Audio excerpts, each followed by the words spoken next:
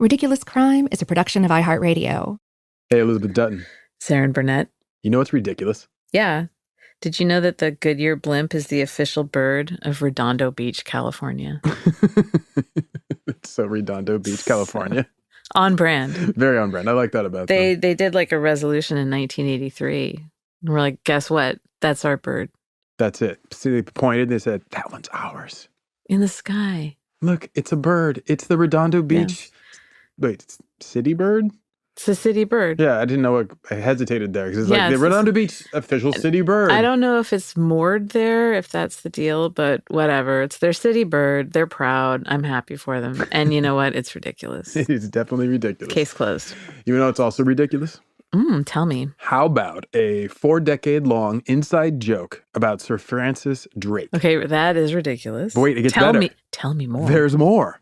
There's also a rivalry between historians, some embarrassed, publicly tricked experts from Berkeley and Columbia, and a lie so convincing that it was added to the curriculum of California's school children's education. I love this. Yes, right?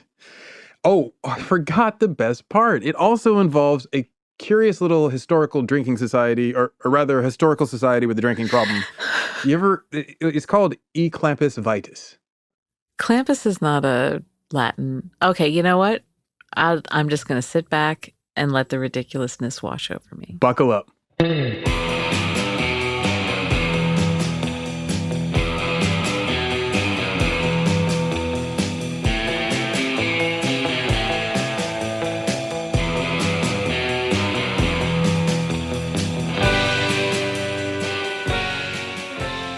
This is Ridiculous Crime, a podcast about absurd and outrageous capers, heists, and cons. It's always 99% murder-free and 100% ridiculous. Elizabeth, I'd like to tell you about Herbert E. Bolton. Please do. He was a famed historian and a researcher. He focused on Spanish-American history, the Southwest primarily, but generally American history. He created something that was called the Bolton Theory of the History of Americas. You ever heard of this? I'd never heard of it. Yeah, it's basically this idea that, in his opinion, if you're going to tell this history of the United States, you cannot just limit it to the U.S. You have to braid in the narratives of South and Central America, Canada, and Mexico. So basically all of the Americas to tell the story of America. It's just too much of a braided narrative. That's completely logical. Yeah, right? He basically pushes for what he describes as a hemispheric history. Mm-hmm. And that was going against the narrative of the time. They preferred more of a frontier version of history. Okay. So basically, you have this super smart dude. He's the chair of history at Berkeley for about 2 decades, 22 years, I think, exactly. Mm-hmm. And in 1932, he was named the president of the American Historical Association. This dude is like big time muckety muck, right? Congratulations to him. All right, I'm so happy for you. You did it, Joe. Yay. Bolton is basically, if you're looking at the pre-World War II historians, he is up there on their Mount Rushmore, right? Mm-hmm. Okay. This guy, is he Michael Bolton's grandpa? Yes. Oh, yes, he is. That's awesome. No, he's not. But anyway, he was the type of professor, though, that was so beloved, students would sign up for his History of the Americas class. And when I say students, I'm talking not just a lot or hundreds, literally 1,000 students would enroll for the class. Where would they have this class? Yeah, it was at Berkeley. I don't know if they held it in the stadium. I've been looking to see where were they holding 1,000 kids? I don't know. I mean, I think this is too early for when I was in college, if there was an overflow, they would just broadcast the lecture to other rooms, but they didn't have talkies. I don't know. No talkies. So anyway, this guy's he's not just good at his job, but at the level of, I'm a researcher, I'm a professor, I've got this great theory, and I'm changing the way people think about history, but also the kids relate. Everyone loves this guy, right? Mm-hmm. So he would connect with his students, and one of his favorite things to tell them always was to keep an eye out for history, like the actual living, breathing history, but also the history that's undiscovered, the stuff that you wouldn't think is there. Flip over a penny, check the date, kind of look into your history, because maybe that might be the Buffalo nickel. I guess I'm mixing metaphors with or coinage, but you get the idea. The dude was always keep an eye out, right? And not passive learning, but active learning. Yeah, and he wanted them to have that stoke for history that he felt. He wanted them to also realize that they were part of history and that they too could discover it. And it wasn't just something that was dusty and in libraries, right? Maximum stokage. Maximum stokage, exactly. So he was really and particularly fond of this thing called Drake's Plate. It was evidence that Drake had visited the Pacific, and no one had found it. Researchers and historians and archaeologists have been looking for it for centuries. So he used to always tell students, hey, if you're going out to the beach this weekend, keep an eye out for Drake's Plate. And there's also a sixpence from Queen Elizabeth. And he'd also tell them, also be on the eye for that sixpence. You never know if you'll find him. Either one would confirm that Drake had visited California. Huh. I thought, okay. But this is 1930s, and it was accepted that he had, but they wanted some hard proof that, and this plate would have been an incredible proof because he used it to mark the find. Got it. You got it? Okay. Yes. So one day, the miraculous occurs. Right? Okay. Picture it. Mm-hmm. It's the spring of 1936. A 26-year-old department store clerk from Oakland, a guy named Beryl Shin, is taking... You don't like that name? No, I just, sometimes parents don't think ahead. Although maybe at the time they're like, this guy's going to be a world burner, Beryl Shin. Our boy Beryl's going to go right to the top, see? Now, Beryl, the spelling of his name is odd. It's Beyrle. I thought it was like barrel, like what you put on to go over Niagara Falls. I like that that's where you go. That's your first barrel. There's all the possible wine barrel. Nope. The ones that go over Niagara Falls. I like With that. the suspenders. With the suspenders, exactly. Hey, whatever. So our boy Beryl Shin is taking a drive in Marin County. Now, at this time, it's pretty much rural. It's dairy farms. You know how it was back then. Not that you were there, but you've seen pictures. So his car tire goes flat. And there's like nobody around, right? So he pulls over and he's like, you know what, today is too nice for me to deal with this right now. I ain't got time for this BS. No. Beryl is going to go enjoy himself a nice hike. So he's like, yeah, boom, takes off. Kind of a barrel roll. You're going to keep doing this, aren't I can't stop it. So Beryl rolls himself out of the car and heads up onto a hike. And it's like, green, grassy hills. And he says, you know what? I know there's this spot. If I can go up over there and then I go over that fence, I can see the city from here. It'll look super cool from the Marin side. So it's exactly what he does. He goes on this little short hike. He goes up to that spot. He knows he can see the city. And he basically is overlooking what is now San Quentin Prison. Yeah. All right. So he's sitting up there above San Quentin. And he's like going to look at the city, and something like catches his eye, some light coming off the ground, and he looks down and he sees this little bit of brass sticking out of the dirt. And he's like, well, that's odd. So he grabs it and he's like, kind of dusted off, and he notices it has like writing and it looks old. And he's like, that's pretty cool. So he just takes it with him when he leaves the hill. All right. He goes back, fixes his flat tire, drives into town, forgets about the plate for a while. Just, he's like, oh, that's a cool thing I found. Beryl's kind of a freewheeler. Like, he gets a flat. He's like, you know what? Time for a hike break. He's like, goes traversing. Okay, finds something cool. Doesn't even really read it. And then tosses it in the back of the jalopy. And it's like, I got to get back to Oakland. And then he honks, and then off he goes. He's just rolling. Yeah. Beryl. So, Beryl, eventually, he does check the plate. And he sees that on the plate are letters, right? He can make out these, like, it looks like two words. He's like, what is that? It's an F, an R, an ANCISDRAKE. Boom. Francis Drake. Nice job. Now, you have to understand, Beryl is, as I said, an Oakland store clerk. He's like, not saying the guy, I don't know how intelligent he is, but of his own volition, he tells the local press when this find is later on announced that, quote, history never meant anything to me. So he's like, I don't even know what to do with this plate. Friend goes, hey, man, take it over to Berkeley. All those big brains got to know what's up with this plate, right? And he's like, it's a good idea, bro. I'm going to go do that. So he goes over, and who does he run into? Herbert E. Bolton, the chair of history at Berkeley. Herbie E. So Herbie inspects the plate closely, and he's like, okay, so 5x8 brass plate. There's some handwriting on it. Here's the same thing, FRANCIS. He's freaking out, right? He's like, and it's hand scrawled. He recognizes it looks correct. It's 16th century type font. The lettering is correct. He's like, wait a minute.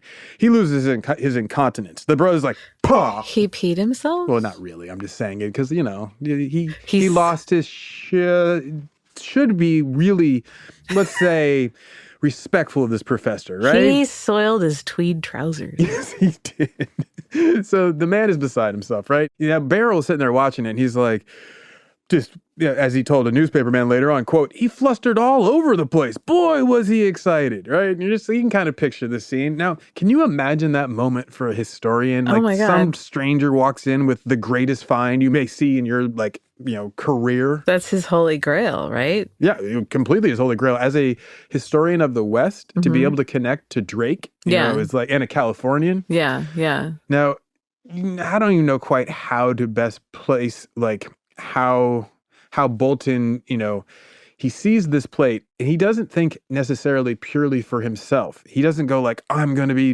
famous for finding this. He's just so excited about it. He's a true researcher. He focuses entirely on the plate. He tries to authenticate it. He's like, what can I do about this? How can I authenticate it? And he gets other experts to look at it at the university. And he's like, he becomes convinced. Absolutely convinced this is Authentico, the real deal Holyfield. He's like, this plate is Sir Francis Drake's plate. We found it, right? So on April 6, 1937, Professor Bolton calls all of his historical colleagues together. He's got a big announcement. He's Gather around, fellas.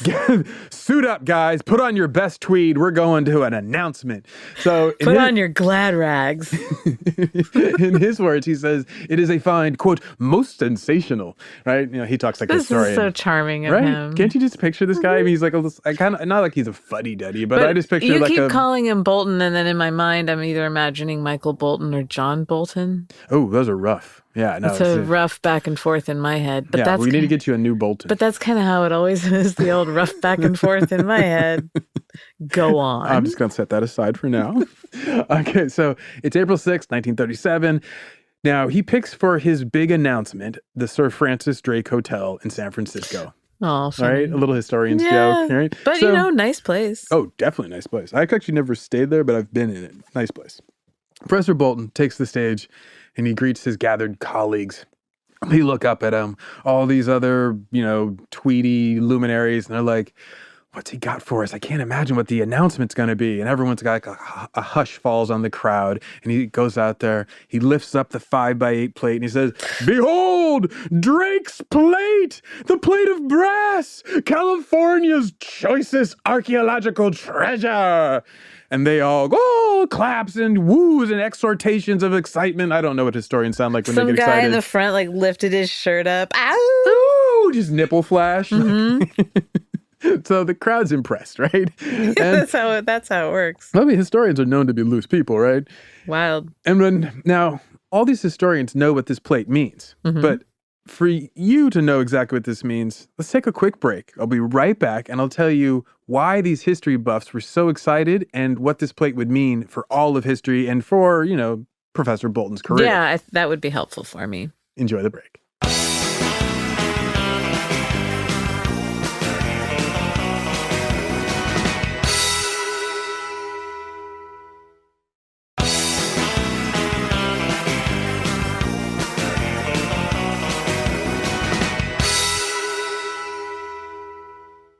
All right, so back to our story.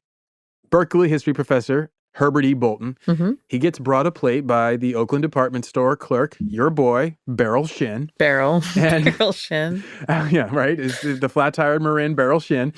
Now, the historians are all super excited because of what this will mean for the history of the Southwest and for California. And just in general, it's one of those things that it's like kind of a fixation, as you pointed out, like the Holy Grail. It's just something that even though it is just one archaeological find, it has great significance to them symbolically. So if it's their Holy Grail, but why? Why is that? Well, basically, this would be the physical evidence that Drake's expedition actually visited California during his top secret world circumnavigation globe trek sent off by Queen Elizabeth, right? Okay. So she's like, oh, go off. And we have his record. We have he left a voluminous diary and there's all these, he basically says, I was at this latitude, this longitude. So he puts himself there, but we want physical proof that he set foot on the shores, the historians in this case. So when the historians and archaeologists are all sitting there gathered at the Sir Francis Drake Hotel, and Bolton holds up the plate, behold, Drake's plate! And everybody's all excited, right? You have to understand a little bit about Professor Bolton and treasure, right? And also about Sir Francis Drake writ large, okay? In 1921, Professor Bolton was brought this old document this dude Adam Fisher had found. He goes, hey, Professor, could you translate this for me? It's in this weird old Spanish. And he's like, oh, yes, it's a royal Spanish from this certain period of time. And guys, cool. I don't need to know all the details, Doc, but can you translate it? Professor Bolton's like, yeah, sure. Translates it. And he's like, okay, what you have here is a document that details the location of a buried Spanish treasure. What? And the guy's like, for real? And he's like, well, he knew what he had. But he's like, it really does say that? He's like, yeah, these are all the instructions to go find it. The guy's like, man, Doc, you want to maybe go with me on this treasure hunt? Sure.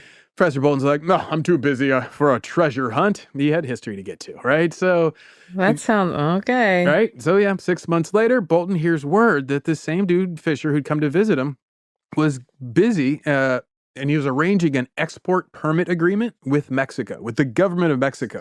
And he hears about it because he needed help. This guy, Fisher, needed help with the permit because he was moving 50 tons of gold.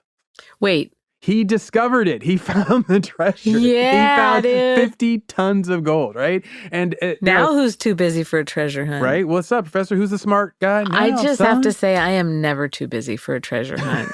I know that about FYI. you. I like that about you, actually. Thank you. So the gold back then was worth $36 million. All right? Professor Bolton's cut would have been $18 million. In today's dollars, his cut would be worth $275 million. Wow. But he didn't take the cut? No, he didn't. He told the guy, I'm too busy for your treasure hunt. So the guy didn't come back and go, well, here's a little bit. Well, I could have thrown him a little bit for translating. But he's not like, you're generous. Take him to dinner. I think he may have been a little, hurt by it. Send him an edible arrangement, something. No, this, you have to understand, this stuck in the professor's craw, right? So he's like, I kind of messed up on that one. So now when Drake's plate comes around, he's like, he's a little more willing to risk things because, and also he loves this. This is the money, whatever, Spanish gold, whatever. Drake's plate is, what matters to him. Yeah. So who was Sir Francis Drake? Do you know, you're in California, but you went to private school, you went to Catholic school. So I don't know, what all you were taught. I know the California curriculum, but what do you know about Sir Francis Drake? I know that there's a really long road named after him in Marin County. That is true. I know that the exit for Sir Francis Drake backs up onto 101 just past San Quentin in the mornings. True. No, I remember learning about Sir Francis Drake, particularly I think in fourth grade when we did California history and we went on a field trip to Marin Headlands. And oh, do you guys see Drake's Bay? I saw his ghost. That's even better. Yeah, we saw Drake's Bay. I don't know. You know what? I like to keep the past the past. I'm just going to leave that What in the I'm rear trying view. to say is I know they told me something and I don't remember what it was. He's an interesting figure because I think he gets short shrift now in history because he was, a slaver, a colonizer in a way that is no longer so sexy and flashy. It's like people no longer, he's not just an explorer, right? The guy had a really, well, let's just go over a couple things about Sir Francis Drake. Got it. Okay. In 1577, Francis Drake was a pirate, essentially. He was, the English would have called him a privateer, right? So, as an example of what he did as a privateer, he went over to an Irish island. It was called Rathlin Island, right? And he slaughtered a bunch of Irish men and women and children and killed so many of them that he caught the Queen's eye. And she's like, bring him to me. And Queen Elizabeth is like, yo, could you do that to the Spanish? She's like, I like the cut of your jib. Yeah, the way you genocide really gets me going. Heathen Irish. Well, I guess it would be heathen to them, yeah. So and Drake's like, hey, Queen, bet, I'm on it. Just send me out there. Give me a boat. I'll chop up them Spanish dogs. Ew. And she's like, okay, then it is on. Here is a fleet of ships. Go wreck shop on the Spanish dogs, dear Drake. I don't like this one bit. Right? Yeah, I told you, he's not a really likable guy. A bad he's man. He's bad business. Now, he's also a hard ass. This dude is well, I'll tell you this one story. I wouldn't imagine him to be a little soft teddy bear if he's going around murdering families and then being like, you like that? I got more up where that came from. That's just with my left foot. Watch you be doing my right foot. No, so the dude is he's up there with definitely Columbus or with Cortez, where he just goes over and is really cruel to the people he encounters. So, but also the people with him. There was his co-commanders, his dude, Thomas Doughty, right? he wants to get rid of Thomas Doughty after Thomas Doughty, like in the middle of the Indian Ocean, is like just saying, I don't believe what you're doing, man. I'm having problems with your leadership. I think we need to go back to England. He's like, you know what? You're a witch and you're treasonous and you're a mutineer. I mean, that's like the three big things that you can say in like 1580, right? So he's like, dude's like, okay, well then I demand a trial, English law. And he's like, nope. The Queen Elizabeth gave me special dispensation. I ain't got to do nothing with no law. Here's what. Here's the trial. You're on trial before me. And you know what? You're guilty. So then he's like, oh, that sucks. And so Thomas Doughty, like they have dinner the night before he he's going to serve sentence. The two of them are like old chums. There's this record that some scribe writes, basically a witness to the dinner. He's like, oh, and they were the most dear and chummy as they'd always been before, right? The next day, Drake gets up and beheads Thomas Doughty. After sharing an evening of feeding each other fatty goose meat? Yes, exactly. What a rude man. Well, I say. So he keeps on going. He loses ship after ship. His fleet is down to one boat, right? It's called the Pelican. And he decides, you know what? That's not a good name for my last boat. I'm going to rename it the Golden Hind. Ah, that strikes a memory of mine. Yeah. Okay, so also a little flash. I remember them telling me about that. That brain cell just fired off. You're like, oh, wait a minute. It woke up, yawned, and was like, we've heard of that. I know this one. Yeah. So he starts taking the Golden Hind, and now he's over in the Pacific, right? And he's skirting along South America. He's raiding Spanish, towns, or not really towns, but, encampments, and he's raiding Spanish ships. He's going after, because they have the treasure fleet that's pulling all the silver and gold out of the West, but they're not going back all the way to Spain. They go to the Philippines. They go that direction. Oh, so okay. He's catching the ships going west. Right? Got it. They're coming off the shore. But at the same time, they're covered by, the treasure galleons have like an escort. So he doesn't really want to run into them. He's looking for like any ship that may be by itself going to meet the flotilla. Little stragglers. Exactly. So he catches one and he pulls in basically what would be the equivalent of $10 million off of one ship. Whoa. That's not the big ship. He just gets this one treasure ship. Yeah. All right. So he continues north after he gets that, and he's like, going on. He eventually makes it all the way up to Oregon, right? And then he doubles back south because he's like, oh, this place is all foggy and lame. And he goes, cold. Yeah, it's like, I don't like this one. It's all loggy. And everyone wears flannel.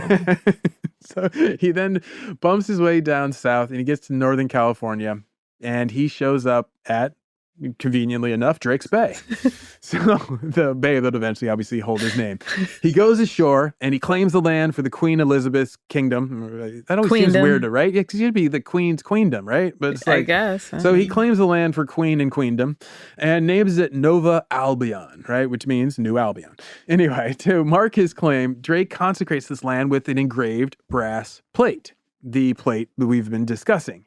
And then he and his crew just kick it. Man, his crew, they careen, they're like cleaning the boat. They're getting ready to make the long trip back to England. He's like, look, I'm done with it. I've claimed this whole continent. He doesn't know how big it is, but he's like, yeah, the Spanish can have what's south of here. We got all whatever this is. They're doing like beach bonfires and... Oh yeah, total like old school Burning Man stuff. They're just dancing around naked, rubbing like charcoal dust on each other's faces and murderous freaks. So when Drake arrives back in England, he has so much treasure that he's stolen because he keeps taking others. Like that's just one ship I mentioned. He comes back and he gives Queen Elizabeth half of his load. Her half share is more than all of England took in that year. Wow. Yeah. So she's like, bro, you did it, son. Ooh, I'm going to name you Sir Francis Drake. Oh, and she did the old taparoo with the... Doubles them up, double tap. And now there's a hotel in San Francisco named after her. That was the prize. So the hotel that we've, where Bolton makes his announcement that plate was real. But was it real? Okay, there's this group that I'd mentioned earlier, the Drunken Lovers of History. Right. And they were called the Clampers. So the question is, these Clampers, what was their involvement as historical drunken lovers of history? Like, basically, I'll back up. I'll put it this way. Yeah. In 1937, Professor Herbert Bolton, he puts his full weight of his academic rigor, right? He's like, this plate is authentic. I want everybody to know. And he says, quote, the authenticity of the tablet seems to me beyond all reasonable doubt, right? So it's like all reasonable. He tells the Oakland Tribune, if the Drake plate is bogus, the hoax was perpetrated by someone who had not only studied the history of his voyages minutely, but who had also had the knowledge of ship's fittings of the 16th century. And, also there's one other thing. He said that his finding would, quote, may remake California history, right? So he then, because he's basically risking his reputation, he goes and has some other people at Columbia, some experts from the electrochemical division run an analysis on his plate. And they're like, oh yeah, bro, it's real. This is totally real. So Columbia backs his play. So now the headlines go out, right? The plate is proclaimed a lost part of California history. School kids learn about it in the textbooks. It becomes official California history for 40 years. Then comes the 400th anniversary of Drake's arrival. It's the year is 1977, right? Somebody's like, hey, that plate that we've always been talking about the last 40 years, what if we test it to really, because remember, there were some people who doubted it when it first came in. Before we go to put it out on display, we should just make sure that it's right. Ironically, well, they have better, technology by then. Completely. So the professor is this dude, James D. Hart, right? He's also a UC Berkeley professor. At this point, Herbert Bolton is gone, right? He has passed away. So R.I.P. Our man, Herbert E. So he has this other professor, James D. Hart. He has chemists at Oxford and Berkeley test the plate. Shocker of all shockers, the officially recognized 40-year-long piece of official history of California is a fake. Oh, yeah, I know. Poor, but he didn't live to see it, so that's he doesn't true. know, He went out right? thinking he was exactly. on top. So the plate had too much zinc in the alloy mix and far too little copper. That's what the chemists come back. They're like, yeah, this couldn't have been made in 16th century. And there's also these little cuts on the edge, and basically, people ruled out it on multiple reasons, right? Okay. So now that the Drake's plate is a fake, who would fake this plate of Sir Francis Drake? The Clampers, right? But Clampers. who are these Clampers? I have to know because it sounds like a bunch of rascals to me. The Clampers. I will tell you more about them when we're back after this break. I love it.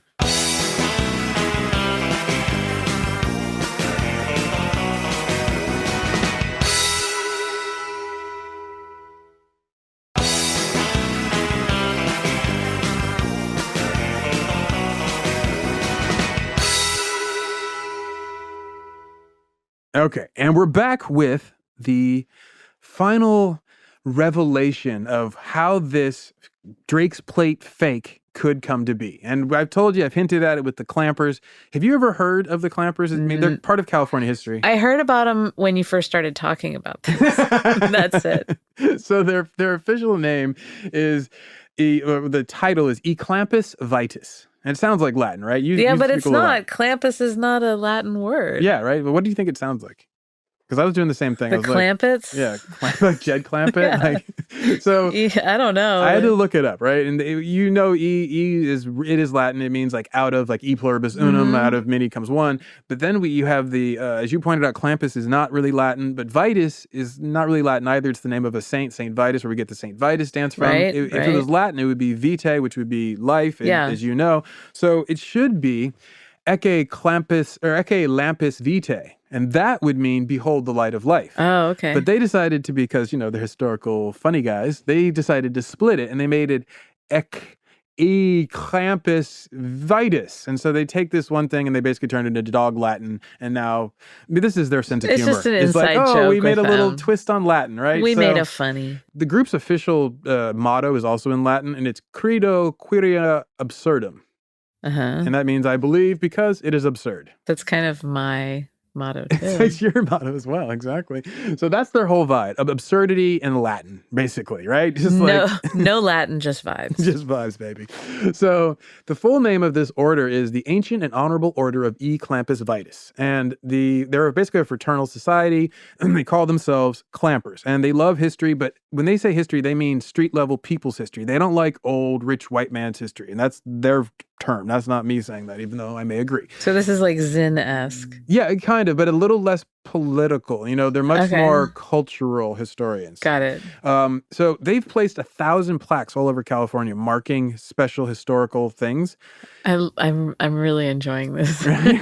So now the types of things, here's an example of what they have a plaque in the town of Volcano, California, population 101, that celebrates, quote, moose milk. You ever heard of moose milk? No. So I'd assume. Well, yeah, like the actual milk of a moose's the milk of the meese. Yeah. So it was a gold rush era cocktail. Think bourbon, rum, and heavy cream. Wait, is that a real thing? It was a real drink, yeah. And so they had this bar that used to make it, so they put up like a plaque celebrating just the idea of moose milk. All right. Like, give it up for moose milk. Yeah, let's just... Another example is in the town of Murphy's, another gold rush town, they slapped up a plaque that celebrated the historic saber-toothed tiger that once was in that area. Okay. There's another town, in the town of Lee Vining, population 202. Oh, yeah, I've been there. Up by Mono Lake and everything. Okay, so there's silent film star Nellie Bly had a house built out there that was built upside down. Okay, that's a whole other thing. Yeah, but go on. The Clampers went out there, they put up a plaque, and they hung it upside down to mark the house. That's cute. Right? Celebrate good times. Come on. That's cute. Have you ever seen a Clamper plaque anywhere? I'd never seen one. No, but now I want to find them and go, like, that's a really good road trip. Yes. Like, seeking out the Clamper plaques. They're ghost towns, the gold rush towns, old west, like old Sacramento. Yeah. That's the kind of places that I'm already big into that, but if there's It's your also whole vibe. silly plaques, Well, they're basically. did they create this just for me? I'm thinking it's real peak California. It's super. I am peak California. Well, the concept of peak California. Do you want to how would you articulate that? It's a sort of an aesthetic, and I hate to say it, but a vibe. A vibe. But there's this. I look at like peak California occurred in between like the mid 60s to the mid to late 70s in my mind. Okay. And it has to do with the landscapes. So it doesn't necessarily have to be in that time frame, but if you're in a landscape in California with like the rolling golden hills, there's the smell of like eucalyptus and bay leaf and ocean air and California poppies scattered about. That's like sort of peak California. So it's like if you could smell the cinematography of Harold and Maude. Yes. Yeah. Bingo. Okay, so that peak California is what they also kind of like to celebrate, that feeling, that vibe, if you will, right? But for them, it's much more about like the gold rush and like that's their version of peak California, but very much a similar thing to what you're describing, right? So the Ancient and Honorable Order of E. Clampus Vitus, they get kicked off in the gold rush. They actually started in the gold rush in 1851, right? The group was called a gold miners burlesque fraternity. You just love that. But it just makes me think of like an old timey piano playing. Totally old jaunty, right? Now over time, they eventually just fell apart. The original configuration of the group dies off pretty much with the gold rush. As people move on, they move on to the Klondike and other gold strikes. That vibe falls apart. Bret Hart leaves, Mark Twain leaves. Everyone's like, we Clampers. Then 1931, the Clampers come back. There are now 40 chapters in California. Really? Yeah, they're very popular. Like I've run into them in like Nevada and stuff. Are they problematic, or is this something that I might want to get in with? I'll just say it this way: you have people who love history, and that history is pretty much a Western history. You're often going to run into some racists who have fetishized the history. So that's why I asked. There is that risk that I felt when I was around some of the Clampers of like, your facial hair says racism. I don't know why, but it does. There's just that, right? But I like that. I'm not tarring them with one feather or one one brush. Like I'm not saying that all of them are like this. I get but there is that you run into that vibe occasionally. Also, this happens with like Nordic celebrations. You're like people into Viking culture. Exactly. You're like, which you're kind gonna of get there. ruins it for others. Totally, completely. Yeah. Some former members of the Clampers, just to give you a sense of who these people were in 1931 who wanted to bring this back. It was like a kind of an honor roll of the early California luminaries. So you have like film director John Huston. Awesome. But it lasts like where like another Clamper is Herb Caen, the San Francisco columnist. Super awesome. Right? Another example of one was the hammy actor who used to perform with the monkeys in old movies. Ronald Reagan. I think he went into politics after the monkey movies. I don't know. I lost familiar. track. Yeah, that guy. He was a Clamper. Really? Yeah. So you have a historical drinking society that loves plaques, loves California, and admits Ronald Reagan. Is this group good? I can't tell what's up with them, right? Yeah. Would you want to go to a meeting? Hell yeah. Okay. So I mean, I'll go anywhere until they kick me out, or I leave in a fit of disgust. Yeah, exactly. Kicking over furniture. But out. As I always say, I'll try anything twice. Oh, twice. Look at you. I'm only willing to do it once. Well, the first time might be bad on a fluke or whatever. So I'll do that with food. Like if I went to one Clamper meeting and I was like, oh no. And then I left, I might be like, well, maybe that was just that particular chapter. And I check out another chapter and they're You're They're super broad-minded. I cool. like that. I really am. Yeah. So the Clampers probably would dig you. They think of themselves as like the clown princes of the Freemasons. Oh, They're wait. like the look ma, no pants version of the American Historical Society, right? So because they're all history nerds, they're also like heavy on the nerd part. So they take everything super seriously. Okay, I like And that too. this brings us back to our Herbert E. Bolton. Yep. So as a reminder, I'm not sure if I told you this, but I think I mentioned it. He was the Grand Royal Historian of the original revived chapter, the Yerba Buena chapter, which is in San Francisco. So he's this vital member of the Clampers, right? Oh. But he's also a member of the legit California Historical Society. So the Clampers, like, they pull off this historical scam. Why would they scam one of their own? Was he in on it? He had to know that they were plackers. These clampers, that they went spreading the plaques. This didn't dawn on him, like so the calls coming from inside the house. Yeah, well, I'll tell you this much: he wasn't in on it. He went, as I said before, he went to his grave fully confident in the quality of Drake's plate. He was like, "It's real." Okay. Now, 2 decades later, the truth comes out. So, what is the truth?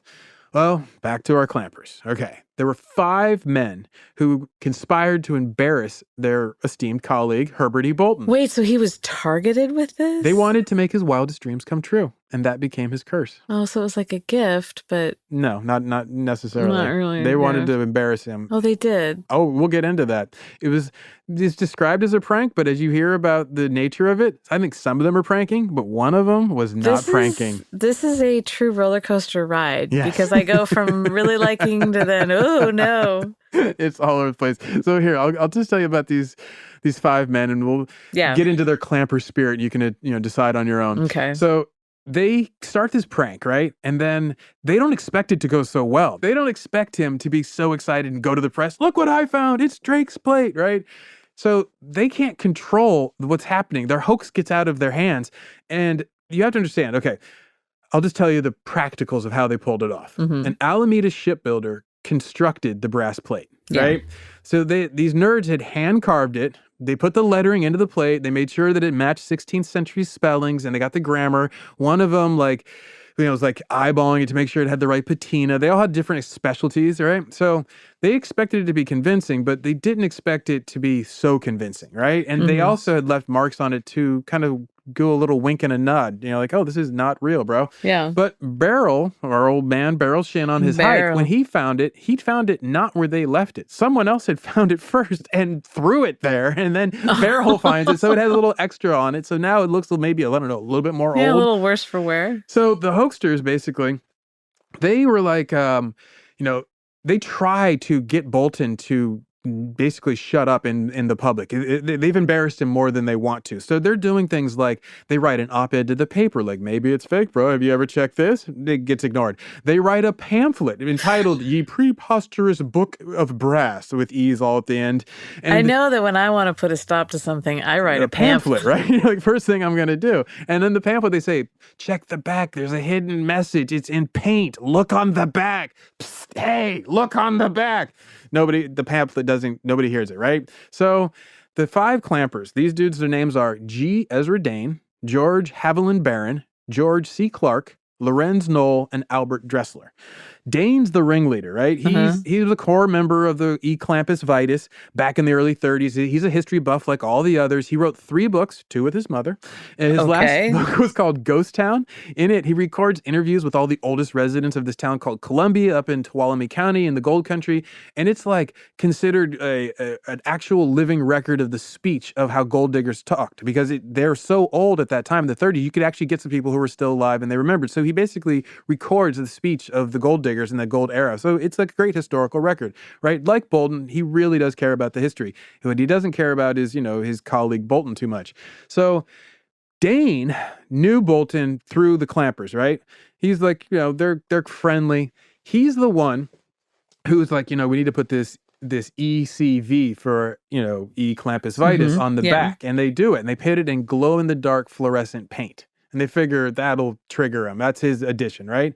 So among the co-conspirators was this dude, George Haviland Barron. Remember that name because he's the one. Okay. In 1909, he'd been appointed the curator of California history at San Francisco's DeYoung Museum, right? That's like a cool museum. It's like a naturalist museum. Super cool. It's big time. Yeah, he pretty much was like, the way that Bolton is saying what history is from the university, he's doing that for the public. So these are kind of like peers in that regard, but they also are rivals. Barron loses his job in 1933, and he blames Bolton for it. And he gets pushed out as the curator of the D. Young Museum. And he's like, there's only one person who people would listen to who could say that I don't deserve this job. So he gets all mad about that. And what's his revenge? Well, since he's a member of the California Historical Society, just like Bolton, he's like, you know what I'm going to do? I'm going to embarrass that guy in front of all of our peers. Oh, wow. So allegedly, it was his hatred of Bolton that is the driver for this embarrassing hoax. It wasn't just the rest of the co-conspirators. They're like, oh, yeah, this will be great. We'll have this fun thing. We'll embarrass him. And Barron's like, yeah, that's it. Yeah, we'll embarrass him. Oh, yeah, do it. Dude, scratch the plate. Right? So another co-conspirator, Lorenzo Knoll, tells us, through the historic record that it was Barron who's like, we need to get this guy. And he's like, these are all the things we would knew that would fool him. So Barron goes and he purchases a 1/8 inch thick piece of commercial rolled brass from the Alameda Chandlery. Then he pays a shipbuilder to cut the brass sheet to fit to the desired size of the sheet. And then once he has all this fabricated, he goes and he hands inscribes something, right? And then he takes the plate over to the Marin shore, and it's not exactly where Beryl finds it, right? So it gets moved. We know that because he says where it was just where they had put it. His plan was to lead Bolton over there, discover it, and be like, oh, look at that. What is that? Oh, he wanted to see him discover it. But Beryl discovers it before he can set his trap. He doesn't even get to spring his ego trap, right? So he's all... Now, in 2001... these notes are discovered in Berkeley's Bancroft Library that Lorenz Knoll, one of the co-conspirators, had left behind after his death. Historians dig through it. They find, wait a minute, this is totally a hoax. Now they have all of the evidence from Knoll's notes, right? Now, the historians had created a team to research this story. They write a story in 2003, and they publish it. You can find this online. You should read it. Now, this all happened 7 decades after the hoax was first enacted, and this was all done so that Barron could settle a score, like a museum curator and a history professor, who are both members of this secret drinking club or drinking society with a history problem. This is all done just because of their little rivalry. That's wild. Right? And so Barron... he's in my opinion, the bad guy. Yeah. But I want you to recognize one other little bit before we go about my man, Professor Bolton. Okay. Back to Beryl Shin. Beryl was he had a fiance when he discovered the plate, right? When he takes the Drake's plate to Professor Bolton, he's like, look, here's the thing, here's this plate. Professor Bolton gets all excited. He's like, oh my God, I can't believe this. Where'd you find it? And he's like, look, bro, I'll sell it to you. Right? Professor Bolton's like, oh, okay, yeah, fine. He's like, Professor Bolton, don't let them short shift you on this. You got to get maximum dollar. Like you said, this is a major historical find. Don't let the university short you. And he's like, oh, I'll get you as much as I can. He's like, no, I'm talking for you. Don't let them, make them respect you, man. He's like, okay. He goes, he gets $2,000. And he gives it to Beryl. And he's like, here you go for the plate. And that'd be about $40,000 now. Whoa. So Beryl goes and he takes his wife and they go get married. They buy a house. They use this money. So some good comes from this story, right? Well, Beryl described Bolton as, he said, quote, he made it possible for me to get that $2,000. He's a good guy, all right, and smart too. And so I just like focusing on that part of the story, which is ultimately, Bolton was a hero in a way that he would never know. His plate made a whole family, and we don't know what will come of that family, but it's far more valuable to history than confirming something that we already knew. Yeah. Very true. Right? So I like to think of that as a ridiculous tale of history, drinking, and male ego.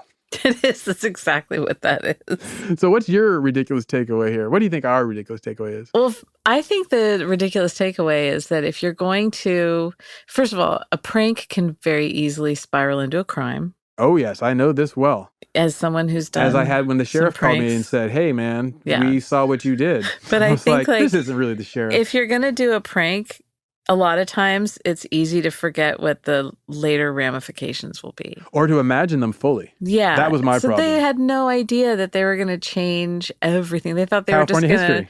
Yeah. They just thought that they were going to make this and like bust this guy and embarrass him. And instead, they changed the entire way that people were taught things. And, they had school kids to be taught a lie for 40 years. These historians basically created a miseducation. Yeah. But you know what? Maybe history's all a lie. Oh. I'm just going to get deep. Damn, take it there. Well, that's my story for this week. I Thanks really for joining us, enjoyed y'all. that one. That was good. I'm Elizabeth Dutton. I'm Zaron Burnett. You can find us online at Ridiculous Crime on both Twitter and Instagram. You got a tip for us about a ridiculous crime you'd like to hear about? You want to confess to a ridiculous crime? You just want to email us and tell us we're cute? Go ahead. Email us at ridiculouscrime@gmail.com. Thank you.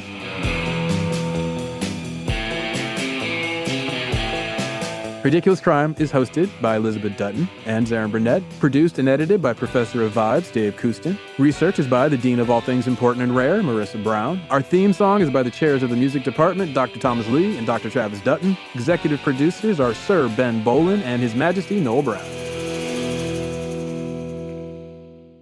Ridiculous Crime is a production of iHeartRadio. For more podcasts from iHeartRadio, visit the iHeartRadio app, Apple Podcasts, or wherever you listen to your favorite shows.